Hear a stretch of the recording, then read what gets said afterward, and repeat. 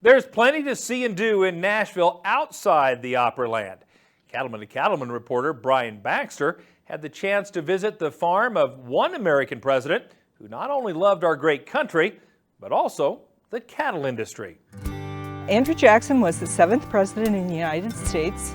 He gained his initial national fame by winning the Battle of New Orleans at the end of the War of 1812. After that, he sort of became a national hero. Today's Americans may know President Jackson for his place of honor on the $20 bill. But Andrew Jackson came from humble beginnings before being celebrated as a president and war hero. Andrew Jackson was a character, would be a good word to describe him. He had come up from poverty. His family was Irish immigrants. They moved to the United States, or what would become the United States, just before his birth.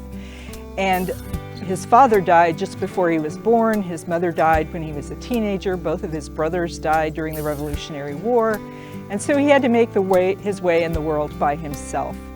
And he didn't have the kind of education and background that a lot of the earlier presidents had had.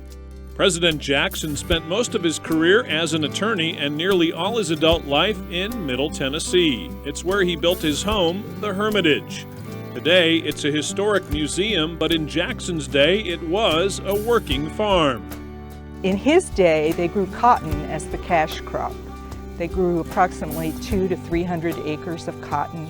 Then they also grew corn, wheat, oats, other crops that they needed to sustain the family life and the animal life on the farm. He also had 150 slaves, so they grew several large fields of sweet potatoes and Irish potatoes.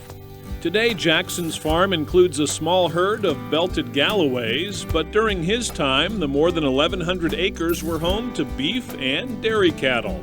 Andrew Jackson did have some livestock. He had cattle, probably just a few, mostly for beef purposes.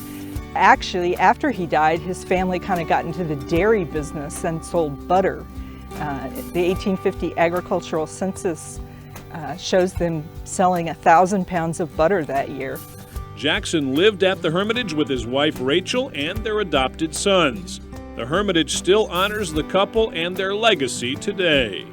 In addition to the farm crop, demonstration crops we grow, we have a 1-acre pleasure garden that is the garden that Jackson had designed for his wife Rachel.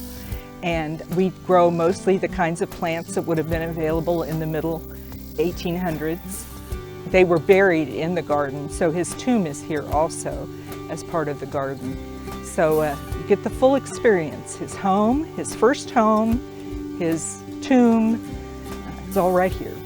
The preservation of the Hermitage is a way to honor this 7th president of the United States, known as a champion of the common man. In Nashville, Tennessee, I'm Brian Baxter for NCBA's Cattlemen to Cattlemen. The Hermitage is quite a sight to see in Tennessee, especially if you plan to join us for next year's Cattle Industry Annual Convention and NCBA Trade Show. The 2017 convention runs from February 1st through the 3rd at the Opryland Hotel. You can go to the website beefusa.org for all the details on this can't-miss event.